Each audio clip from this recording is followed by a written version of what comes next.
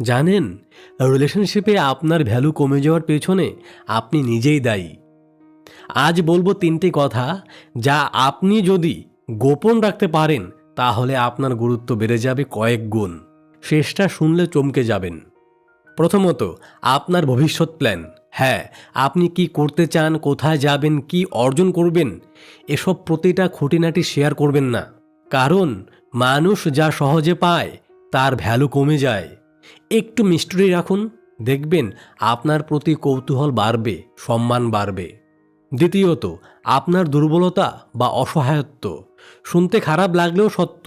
সবাই আপনার দুর্বলতা জানলে অনেকেই সেটা ব্যবহার করবে আপনার বিরুদ্ধে। রিলেশনশিপে ভালোবাসা থাকলেও নিজের সব ভয়, সব ইনসিকিউরিটি একসাথে খুলে বলবেন না। ধীরে ধীরে সময় নিয়ে শেয়ার করুন, তাতে আপনার স্ট্রেংথ বোঝা যাবে। তৃতীয়ত এবং সবচেয়ে গুরুত্বপূর্ণ, আপনি কতটা একা। এটা শুনে অবাক হচ্ছেন? আপনার কাছে কেউ নেই, আপনি একা। এই ইমপ্রেশন দিলে মানুষ আপনাকে ডেসপারেট ভাববে, আর ডেসপারেট মানুষের ভ্যালু কম। সোশ্যাল লাইফ আছে, বন্ধুবান্ধব আছে, নিজের একটা জগৎ আছে।